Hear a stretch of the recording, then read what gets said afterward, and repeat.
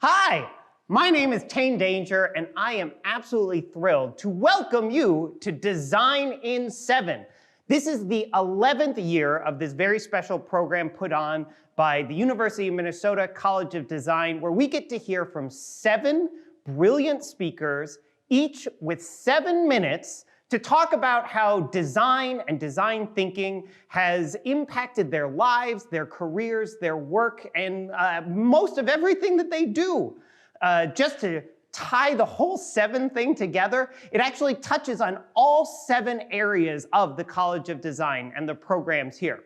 I am absolutely thrilled to be back. I got to host this 2 years ago now. We took a year off last year because of the pandemic, but couldn't wait another year. So we decided, we're going to do it virtually this time, which is very fun and means that we have 7 absolutely fantastic speakers who are going to be sharing some of their ideas and thoughts with you today.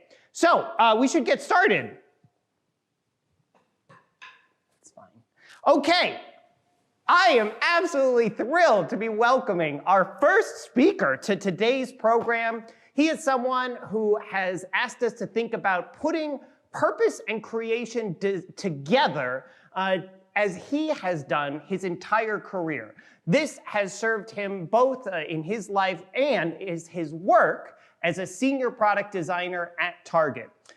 He is going to kick us off for this year's Design in 7. I am absolutely thrilled to welcome to the virtual stage, please, wherever you are, make a big round of applause for LaSpencer Walker.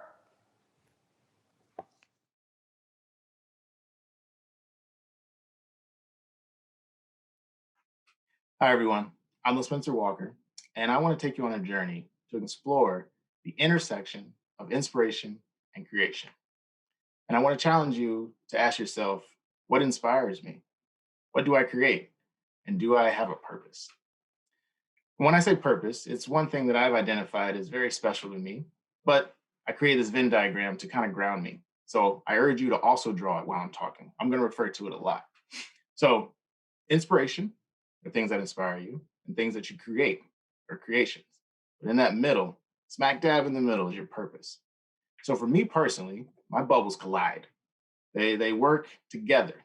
As you can see, there's still inspiration on the left side, and there's creation on the right side. But I identified years ago that my purpose was to make a positive impact. So let me take you through one example. Sustainability. I'm inspired by sustainability to create LED lamps to make a positive impact on the people and planet of this world. So that's one that's really lofty and cool, right? But let's take chicken and dumplings. I'm inspired by my grandmother's amazing chicken and dumplings to create brands with a purpose to make a positive impact. So you see how this kind of works. You tend to push yourself, but again, it's always grounded in your purpose. So I'm gonna take one step further and talk about me a little bit and how my inspiration has changed me to create wonderful things. So Outkast, I've been a fan for decades. I remember a young eighth grade child doing his lip sync contest with his best friend, and it was Bombs Over Baghdad. What I'm inspired by is their ability to storytell and give you a journey, stimulate your mind, stimulate your spirit, but also grounded in the hip hop beats that make you want to move. Now, historical designers, I'm inspired by all 6 of these, but I want to highlight just one. Have you ever heard the term the real McCoy? So that's Elijah McCoy. He held 57 patents, but one that stood out the most was a lubricant he created for the steam engine. People sought after it, people imitated it, but never duplicated it. So he created something that truly made a change in the world, and people sought after it. They wanted it because it made a difference in the world. Now we're talking about modern designers. I'm inspired by modern companies, modern designers, modern entrepreneurs. Take Shea Moisture, for instance. They create product that celebrate people like me, who have hair like me, texture like me, and create products that make me feel great, make me look great, and be my best. Same thing with Bevel. They created the straight edge single blade for men like me who have texture and hair like me to eliminate skin bumps and skin irritation. And then last but not least, Houston White. He's a Minneapolis local. He is an entrepreneur, who is building equity in our communities and inspiring others to do the same. Now, creation. We shift the gears a bit. We talk about Iron Man, one of my favorite superheroes. So in this scene from the first Iron Man movie, he's going to create the Iron Man suit, but going back to destroy the weapons of mass destruction that he already created. So what we see here is him destroying his first creation with a new creation. And sometimes you have to do that to create something new, to create something great for the world. And plus, at the end there, it's always great to walk away from fire. It's pretty cool. Now, I'm going to talk about some of the creations that I've made. Starting from left to right, we'll talk about Pillow Fort. So I designed and engineered some items for the child, children. Being inspired by children is fun. Tapping into your own childhood memories is fun. So how do we keep the fun to stay whimsical? Creating wall decor and storage items. And like that LED lamp that looks like a rainbow, that was a nightlight that I created to help bring that joy into a child's room. Shifting gears a bit into the middle there for back to college, we've all lived alone or been in college dorms. Maybe not exactly the most stylish room, but how do we give that ability to feel confident in your room? So inspired by that moment, while also creating LED lamps to help inspire sustainability, but giving that little nod of modern touches and modern decor for someone who's looking for it. Now shift down to the bottom, looks like a storage cabinet. It's actually a vanity storage unit that I have a patent on. And the reason that this is important to me, because I was inspired by my mom. She's able to pack things in the back of her car and then pull it back out. Very versatile. Same thing happened here. So I have a vanity tray that you can pack all your pieces in, but if you need to use it, you pull it out, unpack it, put it back, and put it away. And last but not least, the Black History Month bubble there at the top. I've been working on that collection for 5 years now. I'm actually wearing one of the shirts for this year's collection. And celebrating your heritage, celebrating inclusivity is very important to me. And as you see the families in there that are pictured, they're celebrating together. So having that inclusive, wonderful celebration moment and inviting others to also celebrate was truly going to get us further. So that one is close to my heart, and knowing my heritage is inspiring, but truly leaving a legacy is what's important. And I always think about that, grounded in my purpose, about making a difference in the world, making a positive impact on the world. So that leaves me with this, being a pebble in the pond and identifying your purpose and maybe dropping that purpose and dropping that creation into the pond and having that ripple effect and other people seeing that and being inspired by your actions. So it can make a world of a difference, but you have to start somewhere. You have to take action. And the first action I urge you to take is develop your purpose. Understand what that means to you, and then drop that in the pond and see what happens. So again, thank you. Thank you for listening. Thank you for being great. Thank you for being designers. Continue to design, continue to be inspired, continue to create, identify your purpose, have fun out there, and thank you.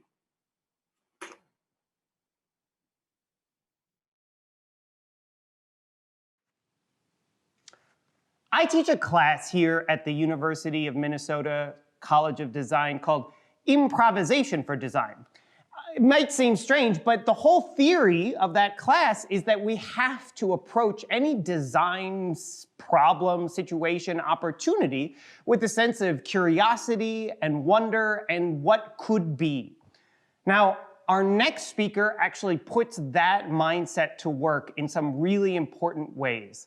Maura Rockcastle is the principal of 10 by 10 Studios, where she invites all of us to think about not just what is, but what could be, and in a lot of cases, probably what should be. So with that, please help me in welcoming to our virtual stage, Maura Rockcastle.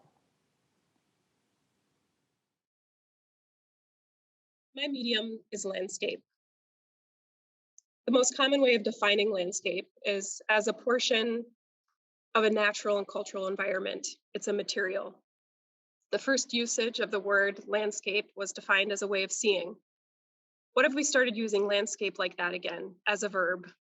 And I don't mean landscaping as in mowing your lawn. I mean understanding landscape as a cultural and dynamic medium that is more than an environment and a place. Understanding what it does and how it works as a cultural practice. The sooner we own the truth about histories and the scars, the realities that define us, that are still visible in the physical structure of our cities, our landscapes, our neighborhoods, the more we dig for it, reveal it, display it, and talk about it, the sooner we can dismantle the expression of power that is still painfully evident across our city. I'm going to share 2 projects that wrestle with this truth. That landscape tells a story of white power. Indian Mounds Regional Park is not a park. This project represents a difficult challenge. How can we change the community perception of this site, an Indigenous place of burial drastically altered over the last 2 centuries to function as a public park, towards a perspective that is informed, empathic, and respectful of its sacredness? During this process, we worked closely with 4 of the federally recognized Minnesota Dakota tribes and their tribal historic preservation officers, with the community and with the city of St. Paul to reconsider the typical format of an interpretive plan. As a group, we determined that interpreting a cemetery was not an appropriate approach for this place, and rather messaging plan would be a better model for communication. I want to acknowledge that there are so many aspects of this project that were a fundamental compromise. This place is Dakota homeland, and where you are sitting right now in your own homes is Dakota homeland. And in doing this work, we thought hard about who is invited to the table, who is making the decisions, who is the true client, and whose voices matter. As a way of staying connected to the reality of this compromise, and in general of compromise, we ask ourselves a lot of questions in our practice as an attempt to remain aware and as a creative prompt to remain critical. Questions like, how do we tell stories that are not our own? How do we engage, honor, uplift, and empower the experience and support the relationship these communities want and need to have with these places? Indigenous ways of seeing differ from Western culture. Rigid boundaries did not and should not exist. Sacred ground, a burial ground, does not end at a property line. Lines, boundaries, edges are not the Dakota way. So we tried to find ways of drawing ideas and stories to respect that worldview. The idea of drawing water that's a fluid zone of saturation, unbounded by a line, for example. Or testing how we could draw Indigenous ideas about kinship, about relationships between our bodies, each other, and everything else. About the notion of Mitakuye Owasso, that all things are related, that everything seen and unseen is our relative, not an object, not our property. The messaging plan provided a set of strategies for messaging that aim to transform the perception of the site, to build a better understanding, to inspire people to behave with dignity and respect in this place. Ultimately, what we proposed will be decades of slow work, an evolution of healing that will slowly return this ground to a more natural state. It's a very long decommissioning of the park-like structures and uses that don't belong here. Important to the plan is this integration of immediate acknowledgement messaging, and we have been pushing this work forward this winter. Been collaborating with Mona Smith, a local Dakota multimedia artist, the Tippos, and another Indigenous artist, Erin Genia, to design a family of messaging features that will be installed this spring. These messages will be integrated into existing features like the pavilions and light posts, with the hope that enlightened behavior can emerge from a deeper understanding of the value and power of this place. Now we're going to move across town to the Rondo neighborhood, also in St. Paul. Rondo was not a ghetto. From 1900 until the late 50s, early 60s, the Black men and women of St. Paul built churches, formed social clubs, and other institutions that led the fight against persistent racism. The Rondo community survived and thrived until it became one of the 1,600 Black neighborhoods across America, destroyed by urban renewal. At that time, Rondo was home to 85% of St. Paul's Black population. We were brought onto the project by Formula Architects in St. Paul, of whom 3 of their architects have very deep connections to this neighborhood. They also brought on artists Roger Cummings and Setu Jones. Our clients, Floyd and Marvin, with Rondo Avenue Inc., are on the left. Despite the proposed alignments for I-94 that would have displaced far less homes, the State Highway Department proposed the St. Anthony route because it was a red neighborhood in redlining terms, and in 1956, the neighborhood was destroyed. The lot where the plaza sits was home to the former VFW that was a gathering place on Old Rondo Avenue. We started the design process by thinking about the site and section, understanding that once was a connected urban plain and a thriving neighborhood. is now a scar, a disconnected, noisy void that displaced and destabilized an entire community. The design can be understood by a series of 4 actions that build the foundation of the plaza through reconciliation of the complex site histories and a new overlay of plaza program. Record is the first one, which celebrates a sculptural installation named Community Chimes and a story wall. Cut, a community plaza and stormwater garden space that are inscribed into the ground. Elevate, a landform that lifts the body up to see across the highway void. And recognize, a tall beacon that can be seen from the highway, an invitation to celebrate the future of Rondo. The plaza is designed to be a multifunctional space programmed by the community in a variety of ways. The benches along the edges allow people to engage in the gatherings or read interpretive panels, and the benches, the way they're aligned, recall the bar stools and counter from the former VFW. We asked ourselves throughout the project, how can a design process help communities weave past and present through building a civic space of hope and remembrance? We believe this plaza embodies the resilience of this small urban community, and that it's a place now that's bringing people back together to reflect and perform, learn, and move forward. The plaza demonstrates the capacity of landscape to be an agent in reconciling tragic histories while transforming the future of neighborhoods and cities. Thank you.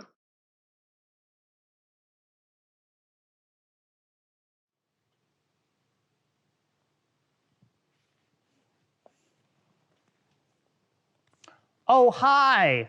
I am absolutely delighted to introduce our next speaker, who I've got to say has more accolades to her name than I am going to be able to remember off the top of my head. She is a graduate of the College of Design's Interior Design program, where she also served as a guest juror and lecturer here. She has served as the president of 2 different organizations, Commercial Real Estate Women and the International Interior Design Association. She, these days, is best known as the vice president and general manager of Hendrickson. Please make a big, thunderous round of applause for our next speaker at Design in 7, Deborah W. Barnes.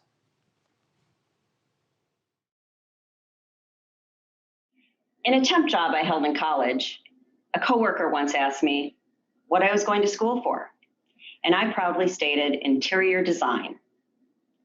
His response was, "What is that, like couches and stuff?"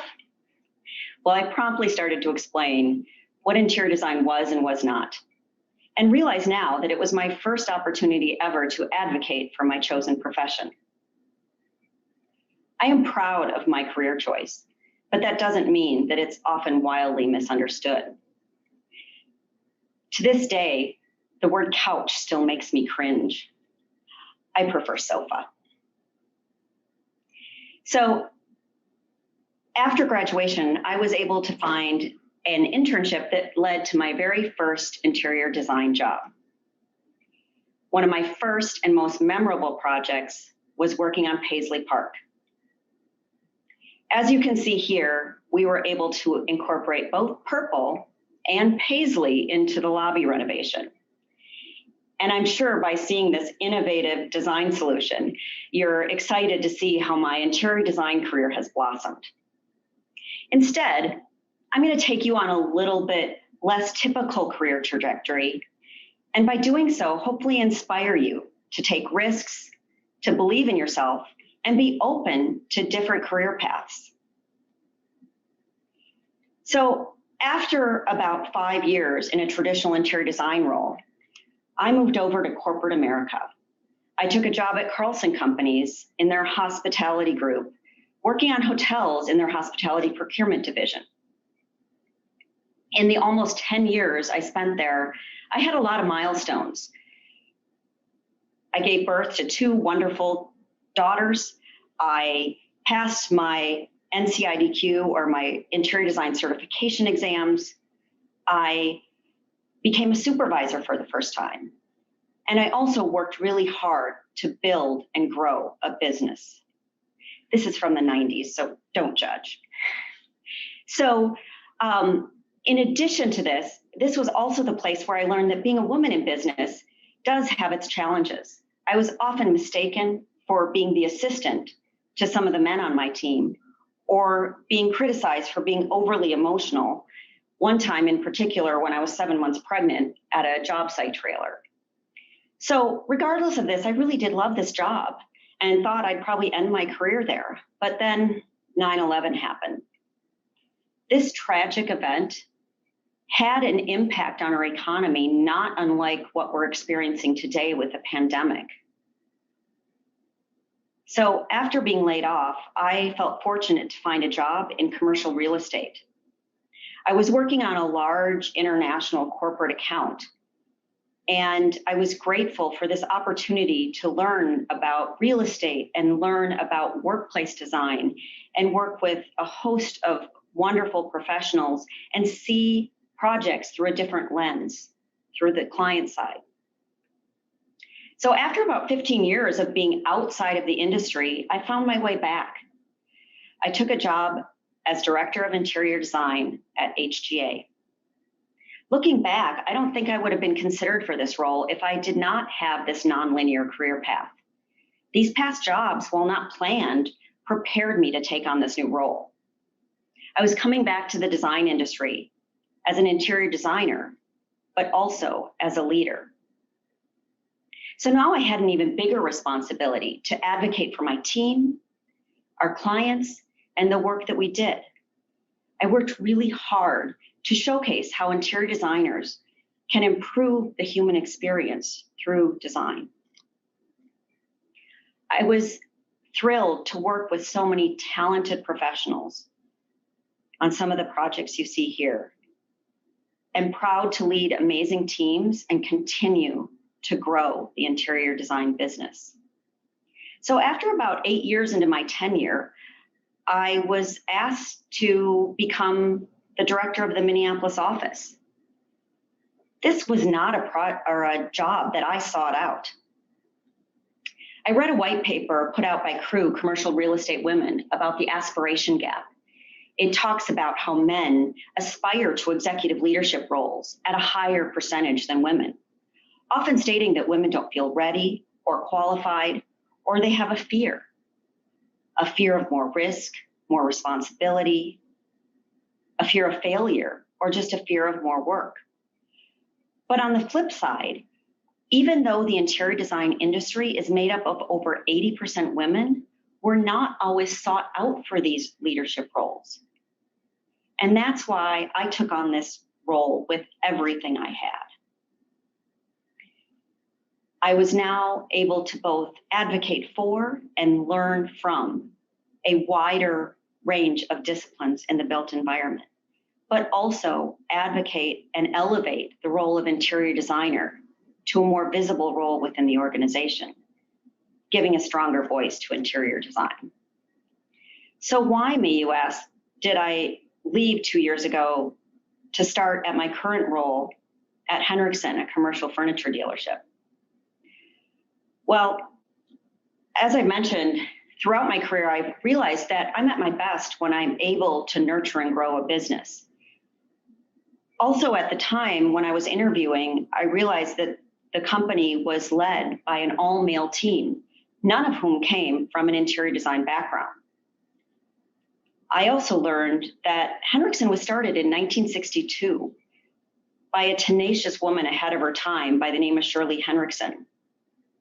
So I was intrigued by the opportunity to bring a different voice to the table and also build on the legacy that Shirley created. So now I get to work with all types of design professionals. I have a voice at the boardroom table to advocate for design excellence, growth and innovation, diversity and inclusion, and yes, I sell couches and stuff.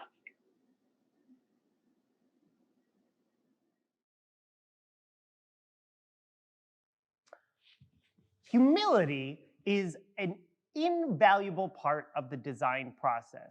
I really believe this. Like, how can you be truly confident in what you're trying to do unless you can admit the places that you aren't sure, or you need help, or you want to grow? And the truth is, we're all learning and growing constantly. Our next speaker, though she talks about that, has every reason to be an extremely confident person. She started her own clothing line when she was 14 years old. She started the company that she now runs, Winsome Goods, when she was in her 20s. So I am really excited to hear her talk about how we're all a work in progress and the ways that that has helped her on her journey through design and starting this company. So without further ado, please help welcome to our virtual stage our next speaker, the founder and creative director of Winsome Goods, Catherine Sterner.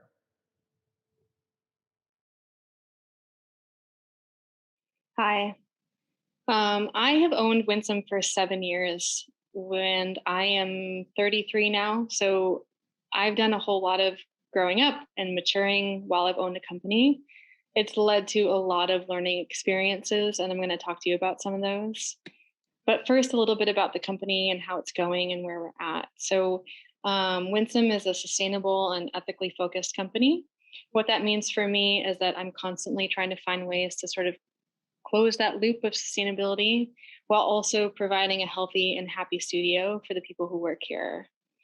Winsome is comprised of a few different avenues. So the first is our modern collection. It's what Winsome was founded on. I work to design versatile, sustainable pieces, so garments that can be worn a variety of ways in a variety of seasons. I try to work with natural fabrics whenever possible. We work with dead stock fabrics whenever possible. And all of our garments are made in our small studio by a small team of people. All of our sewists make $20 an hour. The next is our workshop. So pre-COVID, we were able to host in-studio workshops.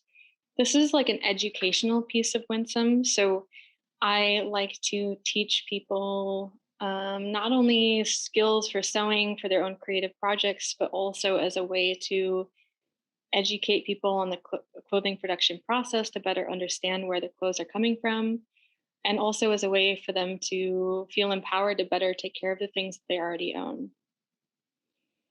Most recently, we launched our Sew It Yourself patterns. So this is a little bit more about economic sustainability.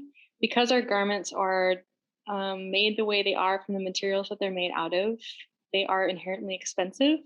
So offering patterns allows us to sell our styles, but at a much lower price point. Then we've got our Zero project. This is my pride and joy, but it's also been a bit of or a bit of an Achilles heel for me.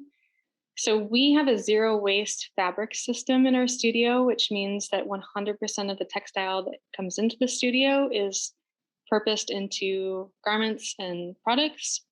There's a lot of textile waste that happens in the studio. Most of it is from cutaway scrap from the production process. So when a pattern is cut out of a roll of fabric, but there's also waste in garments that have been damaged in production, garments and samples that are unwearable for any reason. I'm still finding ways that there is textile waste. We save 100% of it, and we create rugs and tapestries. And recently we've been experimenting with a lot of clothing. However, leading up to this project is when I had a pretty massive learning experience. And for a time, I thought that I might have to shut down the business. I got really overwhelmed really quickly. But let's back way up. I have always been a really creative person. I've always had a lot of creative drive and energy. I'm very good at getting projects started. That skill set is what helped me launch Winsome and get the company off the ground. However, starting a business is not the same as maintaining a business. And as the need for my weaknesses started to outweigh the need for my strengths, I started to get really overwhelmed.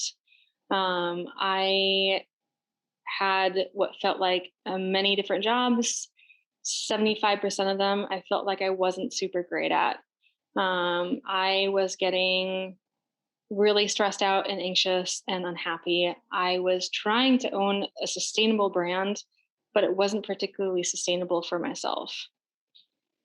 This was happening at the time that I was trying to launch the Zero project. So I knew I wanted to come up with a solution for all this textile waste. So we were collecting our scraps, but I felt like I didn't have the time and energy to invest in really getting the project going. So not only did I feel like I was drowning in the anxiety of owning the business, but I felt like I was drowning in just all of the scraps that were building up around the space.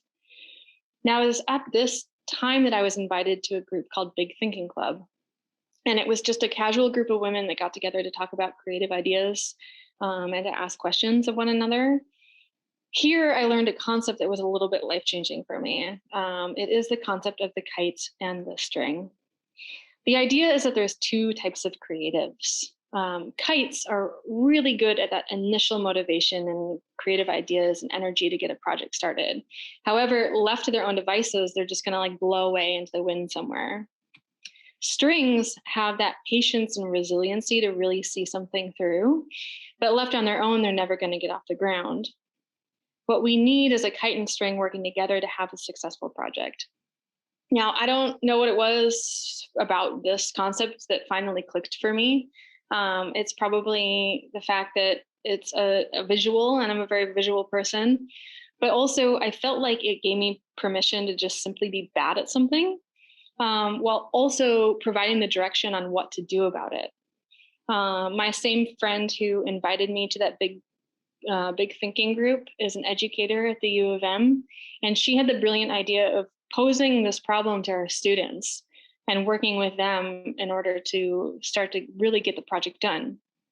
It was with the help of her students and slowing down and sort of dividing and conquering on this project that I was able to like finally really see this through. And now this kite and the string having this positive experience, it's something that's like really stuck with me and I think about almost on a daily basis. It's really allowed me to create this sustainable brand, maintain the sustainable brand, not only for those around me, but also for myself personally. So for all those kites out there, you don't have to do it alone, and it's okay. And for all those strings out there, get in touch because I really need you. Thank you.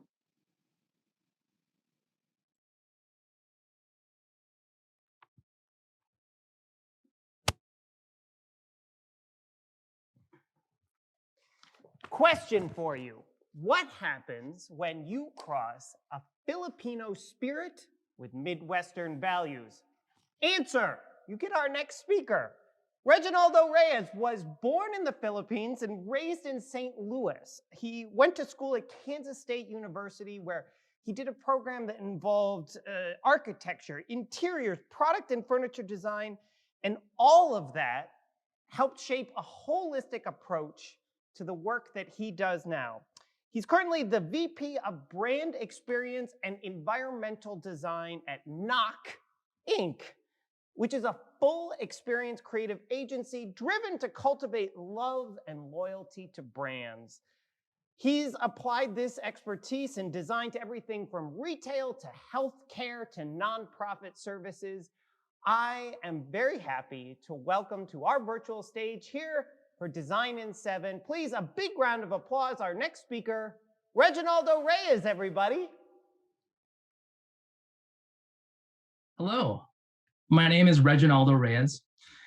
New Year's Day 2020, I get a call from my frantic mom, and the next day I realize I'm on a 26-hour flight to the Philippines. My tita passed away, and I hadn't been back to the place I was born in over a decade. On top of the emotions of family and a death, a volcano erupted while I was there. I should have known 2020 wasn't going to be a normal year. Along came the pandemic, the social unrest, and the end of a reality TV series we called The Presidency. I had, like most of you, a lot of introspection swirling in my head. I had the time to question what I am doing, how did I get here, and what do I do now and in the future? 3 thoughts rose to the surface that intertwine through my life that I want to share with you today. These 3 thoughts, creative pivots, being a man for others, and dressing the part, have shown up in different parts of my life, both personally and professionally, which, as you know, are always one and the same. There's a game that my partner and I that we've been completely obsessed with while sheltering at home. And in one session, it dawned on me that these 3 thoughts can be told through the lens of The Legend of Zelda, Breath of the Wild. Link is the main character. The missions are full of clues you have to figure out along the way. The answers to these clues take you to many lands and places, introduce you to many people that help you, whether it's for sustenance or just to hear a story that you realize would provide insights to a mission. See where I'm going with this? Here we go. Maneuvering through Zelda reminds me of these creative adventures that I've taken and the importance of pivoting and making meaningful change when given the opportunity. You are given little instruction and expected to figure it out. Throughout my career, I've always dove in headfirst, driven by curiosity to figure it out with a mission of keeping it simple, but always fun. Most of my career was at Target, learning the craft of retail design, whether it was designing the stores to understanding why guests engage with the brand. I had the opportunity to design luxury shops in Marshall Field's department stores to developing the small format stores that you see in dense urban markets, similar to the Dinkytown store. It was Target your way. A little over a decade in store design, I was restless and at a crossroads. Who, like Link, is often in the situation of asking, should I stay or should I go? In both instances, always asking, but what would I do? I decided to stay put and wanted more out of my time at Target. But of course, what was next? In Zelda, I'm given opportunities for side adventures as we work your way to the main missions. My last years at Target were my side adventures. I took advantage of the network I developed and found roles that fed me creatively, but also pushed my comfort zones. From product design to marketing, I knew enough, but I learned so much more to build on the foundation that I had already built. Along the way, I helped develop a school library makeover program that designed and built libraries for urban schools. I even collaborated in designing the Musical Instrument Museum. I never knew what each year would bring at Target, but I made it my own. I don't think would have ever gotten all this experience anywhere else. And to this day, I still use what I know. Target was my MBA. I learned more than I can imagine. As a creative leader at Knock, I still pinch myself with this knowledge that I've gained and continue to share with others. As a product of a Jesuit education, I went through the strict rigors of learning life through discipline, academics, and giving back to communities. One of the Jesuit values is being a man for others. I never knew exactly what this term meant till one day I met a parent at one of our school library makeover events in San Jose. She told me how important this library was for her kids and for her. The library was not only a place for reading, but a community center for this largely Hispanic, family-focused neighborhood. She saw my original sketches in my sketchbook, and she looked at me in the eye and said that I had a gift, something that nobody could ever take away. I left moved by this comment, realizing how much I did take for granted. Giving back isn't always about giving money, but always giving of yourself is something much more meaningful. We can do that every day. It's pretty basic. This value of life, being there for others, comes in many forms, and you never know when you have that moment. Step back and take it all in. Just like Link, I dressed the part to get through my missions in life. Arriving in the US in the 70s, I was a fresh off the plane immigrant kid, no English and no grasp of the culture. I started my code switching journey early, always straddling not just two worlds, but multiple worlds. I would switch between talking Tagalog, my mother tongue at home with my family, to English with my primarily white friends, even if it was a little bit of Sesame Street English. Listening to New Order while eating pork adobo and rice, watching a baseball game while playing mahjong, putting together my sister's dollhouses to running cross country. You get the picture. I've always been that fresh-faced kid in my first jobs, thanks to these great Filipino genes, especially on aggressive construction sites. I made up by knowing all the little details and understanding how everything worked better than the contractors. I strived to be 5 steps ahead in everything I did, never thinking I was ever good enough and wondering who they saw, the brown Asian guy or a colleague. I mean, I just walked a CEO in all the design details for a 1,000,000 square foot space. Code switching is exhausting. I had a mentor tell me one time that you are here at this table for a reason. People see what you bring to the company. They see that you collaborate with them in a way that you only own. Don't ever underestimate you and your experiences. Just be yourself. What I didn't realize was that I actually knew my shit, and I didn't step back enough to realize what I brought to the table, regardless of the labels I assume people or even myself put on me. My year of introspection and curiosity continues. I have a new decade ahead of me. Many creative pivots appear out of the blue throughout this past year, taking on things that aren't comfortable and always figuring it out. I've honed my code switching skills to be more myself and dress less of the part, thanks to working from home. The weight of the world oftentimes is more of a pebble, especially when you ask for help or you give of yourself to a solution. As for Link, he continues to guide me. I've gone west in our quest for the bird people and in search for more heart containers. If you know, you know. So be open for adventures, be there for others, be you always. Good luck to you and your quest this year. Thank you.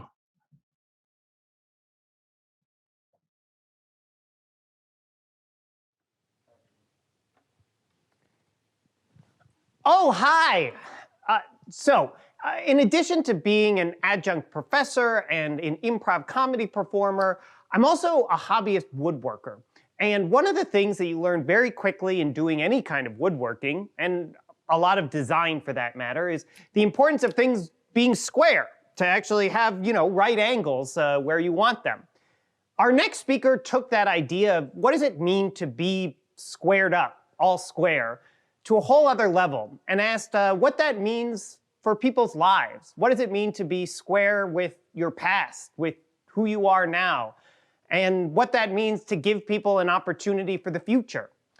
I am honestly very excited to welcome her. She is somebody who very much has inspired me in the work that she does, combining a background in design with a law degree and work all over the country. She now is the founder and CEO of a project called All Square. Please help me in welcoming to our virtual stage our next speaker, Emily Hunt Turner.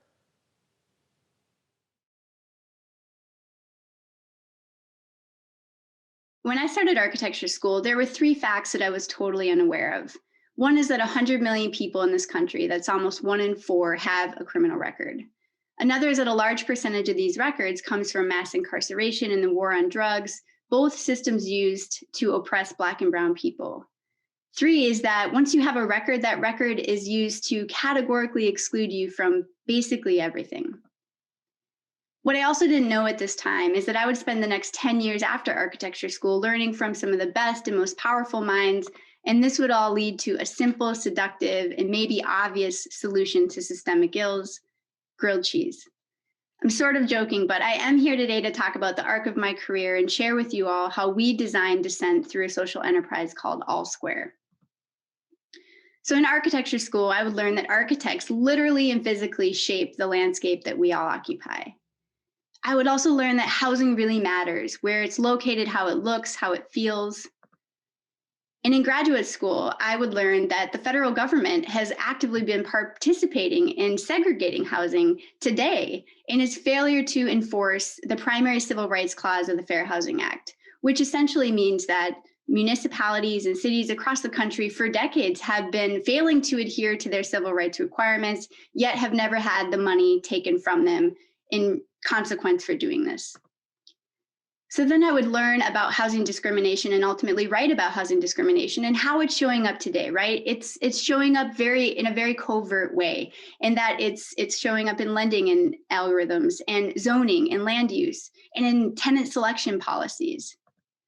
So I'd then go to law school in New Orleans, Louisiana, the incarcerator of the world, and I would learn about the heinous tenets of the criminal justice system, and I would meet the late Herman Wallace, who was in solitary confinement for over 40 years, a 6x9 cell, 23 hours a day for a crime that he didn't commit, because Herman was a Black Panther and a political prisoner, and this was a way to try and silence him. So I took a job out of law school with the federal government as a federal attorney. And here, all of these things would sort of collide in that I would learn that housing providers in both sectors were using criminal records to deny people from housing on the basis of a record, regardless of the record's age, relevance, or accuracy. And it was here that I worked on a case in the Twin Cities where a Black family who had been living in a majority minority part of town applied to live in a unit with the same housing provider in a majority white part of town. And that provider then decided to run a criminal background check where a record came up that was 41 years old. And that record was used to deny this family access to the new unit and also to evict them from the unit they had been in. So they had to move to Texas to live with family. It was an absolute travesty. And at this point, I was so lucky to have mentors in this community who I was able to turn to say, what if we designed our own ecosystem here in the Twin Cities alongside so many incredible leaders and organizations to design our own milieu that responds to what's happening? And that's where AllSquare came from.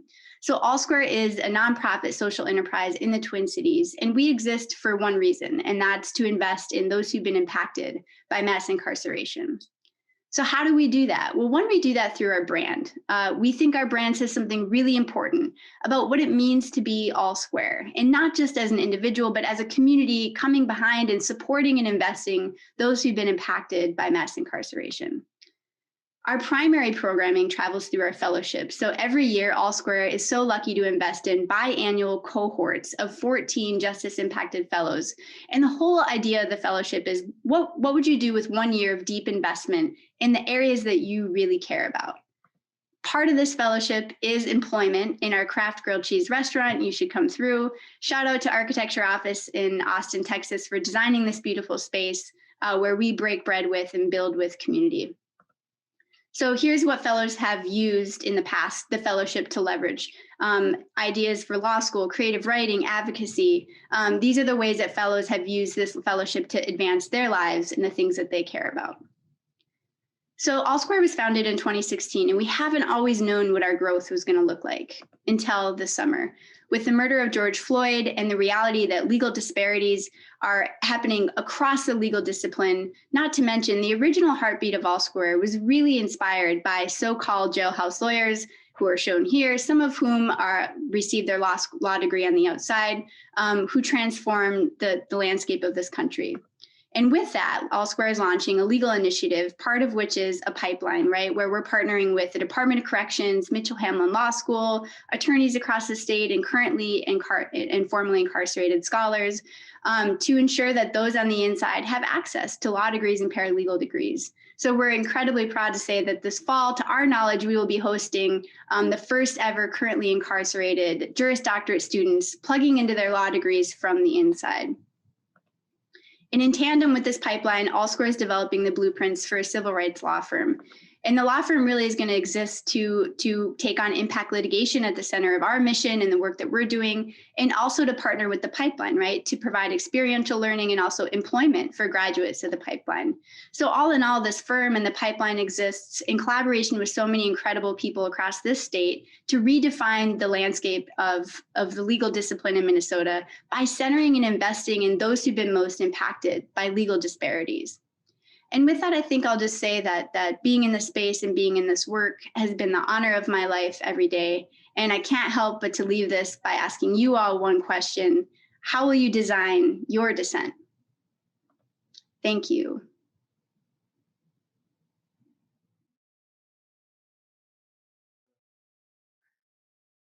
A lot of us read books and imagine ourselves as the protagonist doing acts of bravery and ferocious things that might be beyond belief. I mean, how many of us read the Harry Potter books and put ourselves in the shoes of Harry or Hermione or even Ron? Now, I think a lot of us probably as kids read those books and then dreamed of getting a letter in the mail inviting us to a school like Hogwarts. Our next speaker was one of those kind of kids. Thought that someday that letter from Hogwarts would come and take her to a place that she could hardly imagine in her day-to-day life. And like for most of us, that letter didn't come. But unlike most of us, she didn't let that stop her. She went and signed herself up for boarding school hours away from home without anyone in her family knowing that she was doing it. I'm very happy and honored to be presenting our final speaker for Design in 7 2021. She is full of joy and bravery and is going to give us a wonderful finale to this series. Please make a big round of applause for our final speaker, Bo Sin Chai. Hi, yes, that was me, the girl who ran away to a boarding school thinking it was Harry Potter. This happened when I was in Thailand, and you bet I attended a boarding school. At the school, we wore jumpsuits as our uniform. We woke up at 5 a.m., ran a mile, we shower and have meals together, and at night, we sleep in rows of bunk beds. I know it sounded a lot like prison, and turns out the school was modeled after a military prep school. And even though it was not magical like Harry Potter, what stuck with me from that experience was how important it is to take leap and take risks. Because life is like a design project, and each of the leap you take is just an iteration. I want to share with you today the tricks that helped me take those leap of faith. 7 years ago, I was a graduate student with a bright future, except I couldn't get a paying internship. So I decided if I'm going to work for free, it will be toward building my own dream instead of building someone else's dream. And that's how I decided I want to have my own business. I started Kunyai Studio as a graduate student, where I spent the summer and at night making concrete and architectural jewelry. And by the way, the word Kunyai means beloved grandmother in Thai. I grew up in Thailand under the care of my grandmother until I was 16. So I named the business to honor her. I knew nothing about owning a business. There were a lot of voices inside my head and from others around me telling me how I should just stick with a more traditional career path. I was too scared to take the leap, but here's the number one trick on how I quiet those voices. I put a face to my fear. Think about someone you know who wants to see you fail so badly, someone who you hate so much that if they tell you to do something, you'll be doing the opposite. Well, mine was my ex. So when I'm hearing these self-doubt thoughts in my ex's voice, you bet I want to prove him wrong, and that's exactly how Kunyai Studio started. The early days of Kunyai Studio, I was clueless. I didn't know how to price my work, I didn't have a brand or website, and definitely no business card. And not to mention that I didn't have the space to do work either. I was making concrete in the bathroom on the toilet at my parents' place. My work sucks, and I wanted to stop Kunyai Studio before it even started. The best lesson from design school that I applied to Kunyai Studio was that treating it as a series of prototype rather than building the final product on the first try. My first batch of concrete jewelry looks like poop, but great. Many more prototypes afterward continued to suck. And by the way, I didn't know what I had to do to sell it. And that's when I learned what Etsy was, how to take photos of my work, how to write product description, learn about different shipping methods and the best boxes to ship things in, what to charge for taxes. And just like any design projects, I let the process lead me to whatever it is I need to learn. And the key here is to have confidence, to just jump right in. And confidence is definitely what I didn't have. Which led me to trick number 2. Confidence can be borrowed. Taking a leap of faith is even harder when you didn't feel ready. Imposter syndrome is real, and the truth is you never will be ready, but you're ready enough to take the first step and start something. So when I don't feel confident, I borrow it from people who seem to have so much of it. Well, mine was a former classmate named Teddy. I asked myself what Teddy would have done. Teddy would think that his work is the best ever, so he started selling my jewelry just like Teddy would. And here's the first release. After the first release, I had so many returns because concrete would crumble in people's hands after a few uses. Some people would get allergic reactions to nickel, and some packages got lost in the transit. What a great start, right? And here's the most important lesson of all. Everything is just an iteration. My failed concrete jewelry was just an iteration. From there, my work got better and better. The crumbly earrings became my most popular design. They were waterproof and also hypoallergenic. My style got even more refined.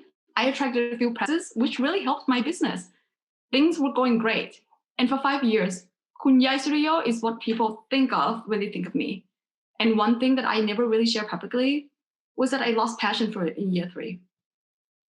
I learned that I enjoy designing and making, but dreaded doing everything else, which made up 90% of what it meant to own a business. But like many people, I dream of owning a successful business. So I kept pushing it, and the business kept growing. I wanted to stop Kunyai Studio, but I didn't know how. My grandmother passed away in 2018, and I was faced with an even tougher decision. The business was going great, and it seemed ridiculous to stop it now. The pressure to carry on her legacy was even higher after her death. And in addition, I didn't know what I'll be moving on to after having my own business for so long. The next chapter of my life was unknown. And like any design project, I decided that Kunyai Studio is an iteration. It served what I needed for it to do at the time, which was a source of income and a way to honor my grandmother. The roles have been completed. I realized that Kunyai Studio is a story about me, but it didn't have to be the story about me. I took the leap of faith to end the business and start another unknown iteration of my career, which led me to become a product insight researcher for Target-owned brand portfolio. And instead of designing products, I now translate humans' behavior that help making the products better, and I couldn't be happier. I'm not going to sugarcoat and say that every leap of faith will lead you to a magical land and your dreams will come true. As you heard previously, my magical school was anything but magical. It was the worst bullying experience I've had in my life. The business that I took the leap of faith to start turned out to be what I didn't want to do for a living. But at the same time, I made lifelong friends and I learned how to be independent at a very young age. I learned where my passion is and what I need to do if I ever want to start a business again. A few months ago, I decided to take another leap of faith. I sold my house and everything I own and moved to San Diego, California. While I can't tell you yet how I feel about this leap of faith, I can tell you that last month, San Diego closed off the COVID testing site because the 50-degree weather was too cold. So now I hope that you'll put a face to your fear, to quiet the negative voices, to borrow confidence from someone else when you need, and take that leap of faith. Most importantly, I hope you remember that it's all just an iteration. However things turns out, you get to decide if you want it to be the story about you or just a story about you. Now go take that leap of faith.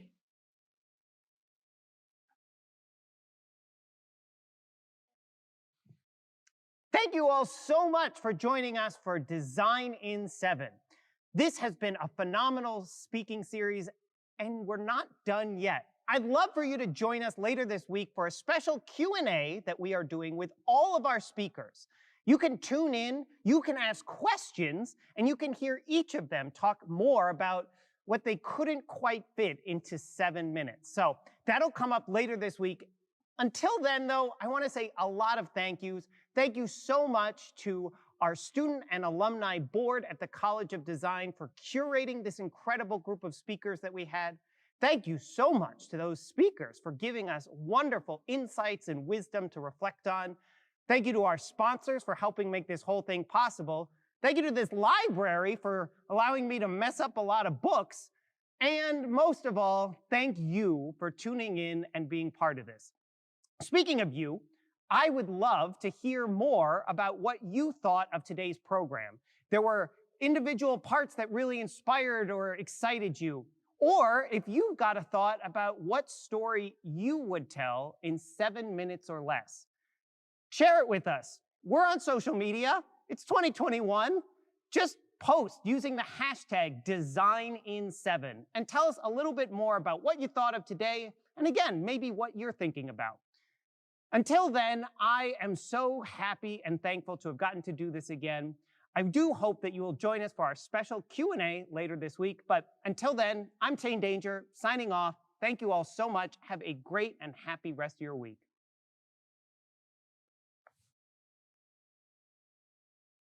Greetings.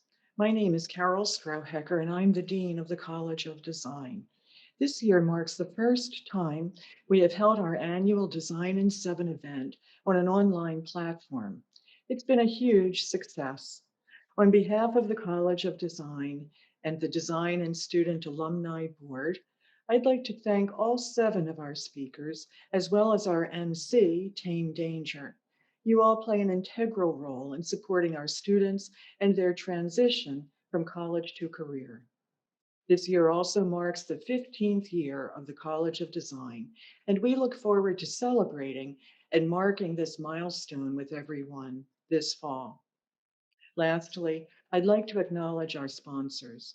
The 2020 to 2021 Design Student and Alumni Board sponsors are Studio BV, DLR Group, WSB, and Made for Retail. We appreciate your support. Thank you all for viewing this year's Design in 7, and we look forward to seeing you at future College of Design events.